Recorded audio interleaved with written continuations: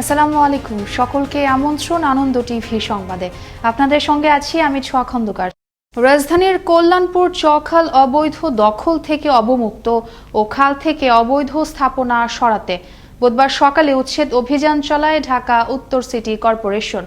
উচ্ছেদ অভিযানের ধারাবাহিক কার্যক্রমের অংশ হিসেবে রাজধানীর শ্যামলী ও কল্যাণপুরে পরিচালিত অভিযানে উপস্থিত থেকে নেতৃত্ব দেন ঢাকা উত্তর সিটি মেয়র আতিকুল ইসলাম।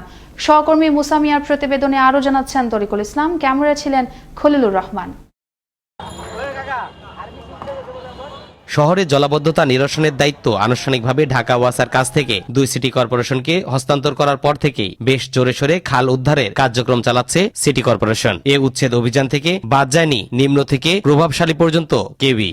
রাজধানীর কল্যাণপুরে চখাল, যেটি দখলে ছিল কয়েকজন প্রভাবশালীর, বুধবার সেই খাল দখলমুক্ত করে ঢাকা উত্তর সিটি কর্পোরেশন। এমনই নিজেদের দখলে থাকা খালের জায়গা অবমুক্ত করে জনসাধারণের জন্য চলাচলের উন্মুক্ত করে দিলেন কয়েকজন প্রভাবশালী। এ সময় তারা ব্যক্ত করেন তাদের মনের কথা। যে জায়গাটা নিয়েছিলাম সেই জায়গার ভিতরে আমি দেখলাম যে এই সরকারি 12 ফিট জায়গা আছে। এক্ষেত্রে আমরা মাননীয় মেয়র মহোদয়কে, মেয়র আতিক সাহেবকে সহযোগিতা করার লক্ষ্যে আমার ভিতরে 12 ফিট জায়গা আছে, আমি নিজে আপনাদের সামনে হামার দিয়ে ভেঙে এই 12 ফিট জায়গা ক্লিয়ার করে যাচ্ছি। নিজের ওয়ার্ডকে দখল ও দূষণমুক্ত করতে পেরে অনুভূতি জানান ওয়ার্ড কাউন্সিলরও। বলেন তার পরিকল্পনার কথা। এই ওয়ার্ডে অনেক লোকজন ভালোভাবে চলাফেরা করতে পারবে, কারণ এতদিন তো চলাফেরা করতে পারতো না, অন্য দিক দিয়ে ঘুরে আপনার যেতে হতো। এখন তো সরাসরি এই রাস্তাটা মানে শর্টকাট হয়ে গেল। নতুন করে খাল হিসাবেই করছে। এটা করলে মানুষের এখানে আমাদের ফুটপাথ থাকবে, ওই পাশেও ফুটপাথ থাকবে, ওই পাশেও কিছু অবৈধ স্থাপনা আছে, ওইটা আমরা উঠাই দিব। এটা আস্তে আস্তে আমরা এই জায়গাটাতে মানুষের চলার জন্য জায়গা করব। নিজেরা সচেতন হয়ে সরকার বা খালের জায়গা সাধারণ মানুষের জন্য দখলমুক্ত করে দিলে সবাই এর সুফল পাবে। ঢাকা উত্তরে সকল খালের অবৈধ দখল উচ্ছেদ কার্যক্রম অব্যাহত থাকবে বলে জানান মেয়র আতিকুল ইসলাম। কিন্তু নিজে বললেন যে হ্যাঁ, আমি আমার জায়গা দখল করেছিলাম। উনি নিজে আজকে নিজের জায়গা হ্যামার দিয়ে নিজে ভেঙে উনি 12 ফিট জায়গা ছেড়ে দিচ্ছেন। এই যে নিজের থেকে যখন উপলব্ধি হবে, অবশ্যই আমাদের জাতির জনক বঙ্গবন্ধু শেখ মুজিবুর রহমানের সোনার বাংলার যে রাজধানী ঢাকা শহর অবশ্যই সুন্দর হবে যখন নিজের থেকে সবাই এগিয়ে আসবে। আমি ধন্যবাদ জানাচ্ছি আজম খানকে। উন্নত দেশের মতো ঢাকাকে একটি সুন্দর আবাসিক নগর হিসেবে গড়ে তোলার জন্য অবৈধ স্থাপনা অপসারণের দাবি ছিল সকল মহলের। এই অভিযান অব্যাহত রাখার পাশাপাশি নাগরিক সুবিধা বজায় রাখতে আরও তৎপর হবে সিটি কর্পোরেশন, এমনটাই দাবি নগরবাসীর। তরিকুল ইসলাম, আনন্দ টিভি, ঢাকা। নোয়াখালীর কোম্পানিগঞ্জের বসুরহাট বাজারে মেয়র আব্দুল কাদের মির্জা ও মিজানুর রহমান বাদলের সমর্থকদের মধ্যে দফায় দফায় সংঘর্ষ ও গোলাগুলির ঘটনায় নিহত হয়েছে আলাউদ্দিন নামের এক যুবক। এ ঘটনায় গুলিবিদ্ধ হয়েছেন অনেকেই, আহতের সংখ্যা অর্ধ শতাধিক। পরিস্থিতি নিয়ন্ত্রণে রাখতে গিয়ে থানার ওসি সহ আহত হন 6 পুলিশ সদস্য। স্থানীয়রা জানান, রাত 8টার দিকে মেয়র মির্জার সমর্থকরা বসুরহাট বাজারে একটি মিছিল বের করলে বাদলের সমর্থকদের সাথে আবারও সংঘর্ষে লিপ্ত হয়। ঘটে একাধিক ককটেল বিস্ফোরণ। এতে আতঙ্ক ছড়িয়ে পড়ে চারদিকে। ভাঙচুর করা হয় দোকানপাট ও অটোরিকশা। গাজীপুরের কালীগঞ্জে অনুষ্ঠিত হল ফ্রি ভেটেরিনারি মেডিকেল ও ইনফার্টিলিটি ক্যাম্পেইন অনুষ্ঠান।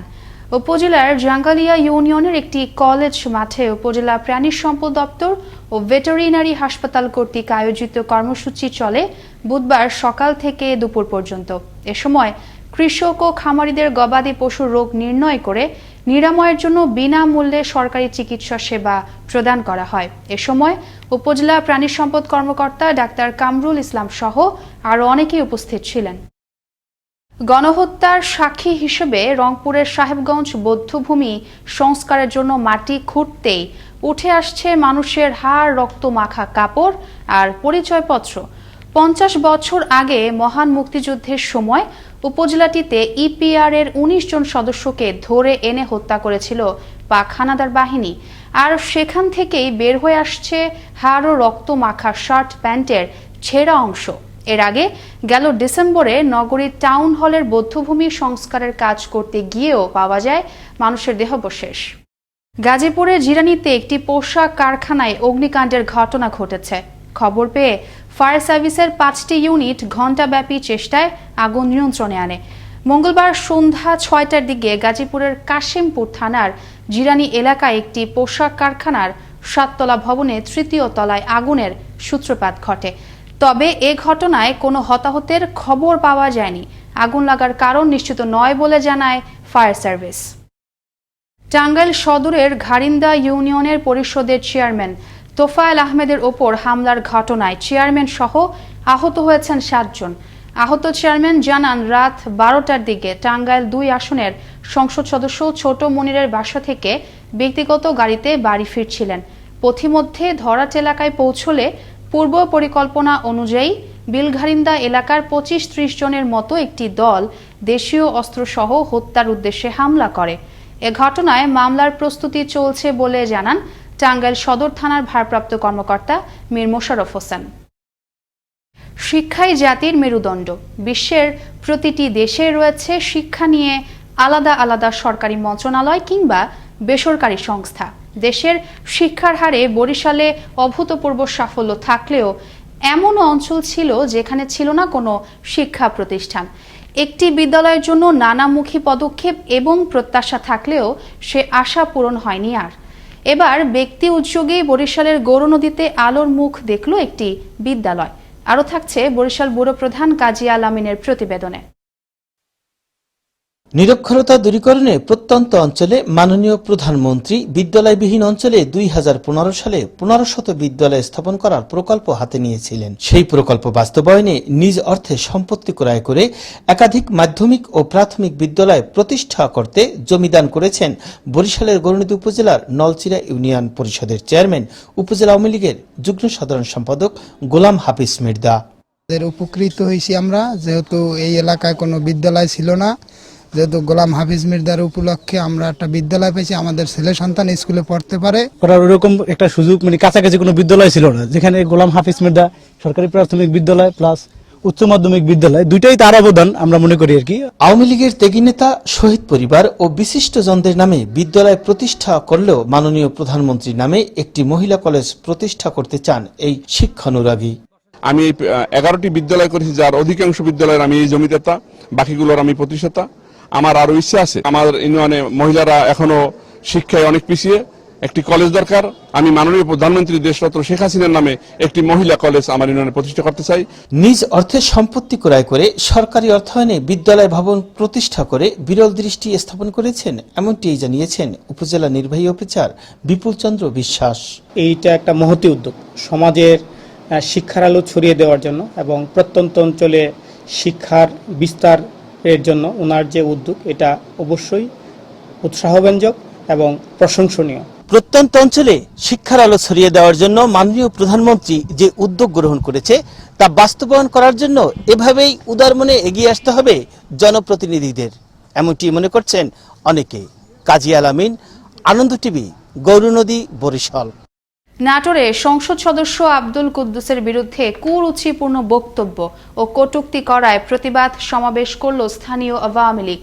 মঙ্গলবার বিকেলে উপজেলার একটি বিদ্যালয় মাঠে সমাবেশে প্রধান অতিথি হিসেবে বক্তব্য প্রদান করেন সংসদ সদস্য অধ্যাপক আব্দুল কুদ্দুস। সমাবেশে বক্তারা বলেন, টানা 7 বার নৌকার মনোনয়ন নিয়ে 6 বারই সংসদ সদস্য নির্বাচিত হন আব্দুল কুদ্দুস। এ সময় উপজেলা চেয়ারম্যানকে তার বক্তব্য প্রত্যাহার করে ক্ষমা চাওয়ারও আহ্বান জানানো হয়।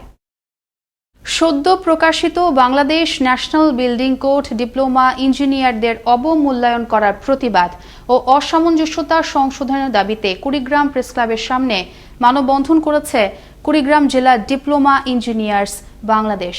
ঘণ্টাব্যাপী মানববন্ধনে বক্তারা প্রধানমন্ত্রীর প্রতিশ্রুতি অনুযায়ী ডিপ্লোমা ইঞ্জিনিয়ারদের পেশাগত সমস্যার সমাধান এবং অসামঞ্জস্যতা সংশোধনের জন্য 3 দফা দাবিতে মানববন্ধন শেষে কুড়িগ্রাম জেলা প্রশাসকের মাধ্যমে প্রধানমন্ত্রী বরাবর স্মারকলিপি হস্তান্তর করেন।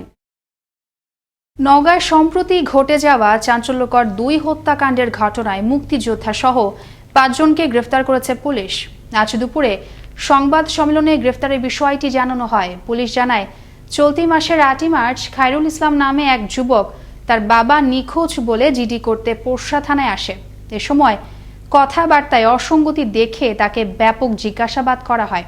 এক পর্যায়ে খায়রুল জানায় সে তার মা, বোন ও বোন জামাই মিলে খুন করেছে তাদের বাবাকে। অন্যদিকে জেলার মান্দা উপজেলার রামপুর গ্রামে মুক্তিযোদ্ধার স্বামী নির্যাতনে মৃত্যু হয়েছে স্ত্রীর। পুলিশ জানায় পারিবারিক বিবাদের জেরে গেল মাসের 28 ফেব্রুয়ারি স্ত্রীকে মারপিট করেন বীর মুক্তিযোদ্ধা জিল্লুর রহমান। গুরুতর আহত অবস্থায় রাজশাহী মেডিকেলে নিলে চিকিৎসক তাকে মৃত ঘোষণা করেন। পরে মামলার সূত্র ধরে বীর মুক্তিযোদ্ধা জিল্লুরকে গ্রেফতার করে পুলিশ। এই ছিল এখনকার মতো। আনন্দ টিভির সংবাদ দেখুন প্রতিদিন বিকেল 5টা 30 এবং রাত 9টা 30 মিনিটে। আনন্দ টিভির সঙ্গে থাকার জন্য সকলকে ধন্যবাদ।